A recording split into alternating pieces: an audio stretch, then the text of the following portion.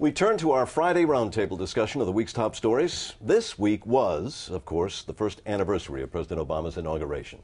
So we are going to devote our entire conversation tonight to a review of his foreign policy during his first year in office. Success, failures, and lessons learned. Joining us once again are Carol Giacomo, a member of the editorial board of the New York Times, and David Andelman, editor of World Policy Journal and a former foreign correspondent for the New York Times and CBS News.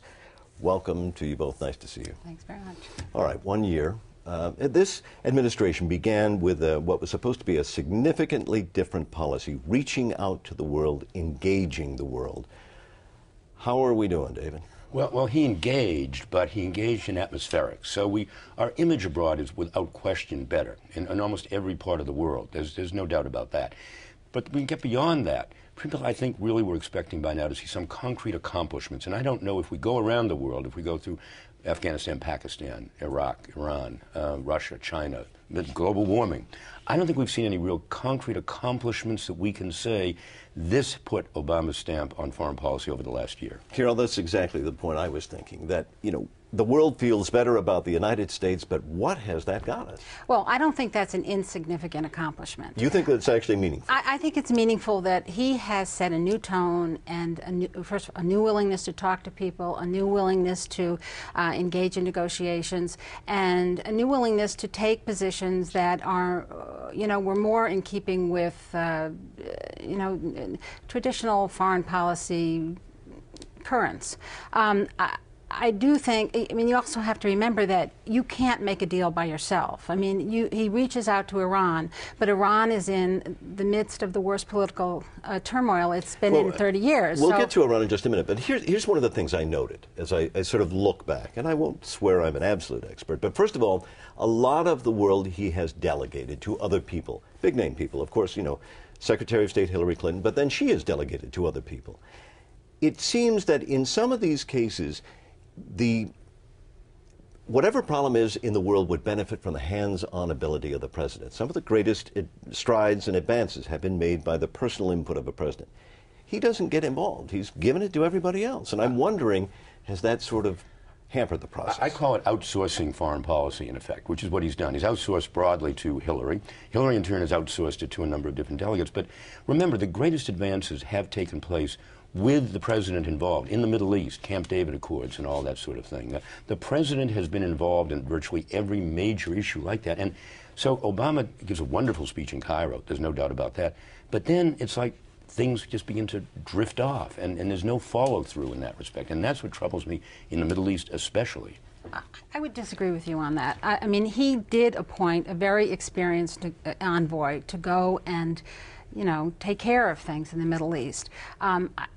And George Mitchell is continuing to try to do that. I think the problem was, and this is still a mystery to me, they took a very strong position at the beginning. This is on the settlement on issue. the settlements. Israel has to stop settlements. They also wanted the Arab states, leading Arab states, to make gestures towards Israel. This was going to be, you do this, they'll do that, and then we'll start negotiations. It will get the Palestinians and the Israelis back to negotiations. The surprising thing is they seem to put this position out there without having, pre-cooked it with the Israelis and with the Arabs.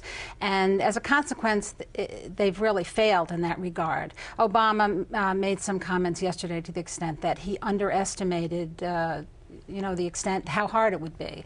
I'm a little surprised at that. Look, these are wonderful people he's outsourced to. Don't get me wrong. George Mitchell was an amazing diplomat, amazingly negotiated. Same with Richard Holbrooke, his Dayton Accords that ended the Balkan crises. They were masterful. But none of these people do have the backing, it seems, or the follow-through to have gotten to have really moved the pieces forward at all in either the Middle East or Afghanistan, Pakistan. Well, let's talk about another specific situation, Iran. There is great concern, of course, for the United States and Israel about a nuclear program that Iran seems to be dedicated to.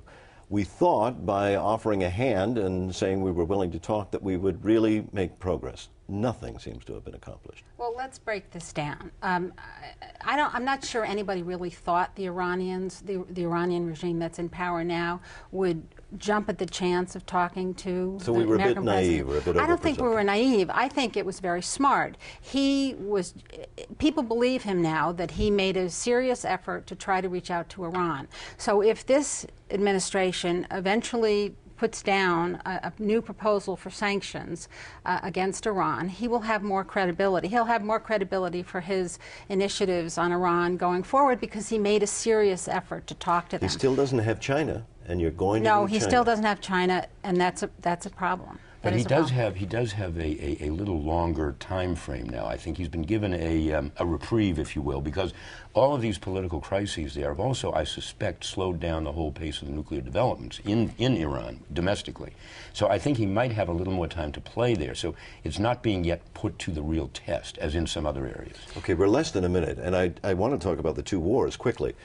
First of all, Iraq. David, where do you see the president's policies there? Well, we're getting out of there. There's no question about that. But we're leaving. What are we leaving behind? We basically swapped a Shiite dictator for a Sunni one. I mean, or vice versa, depending on. So I think Iraq is, you know, it's okay, but we were expected to get out of there. Afghanistan is much more difficult, and I don't know that we're moving in the right direction there at this point yet. Carol, how would you say? Well, I mean, Iraq, they have to keep, even though we're getting out, they have to keep engaged because, you know, having some sort of credible political process there, some reconciliation, is important to the United States' ability to get out.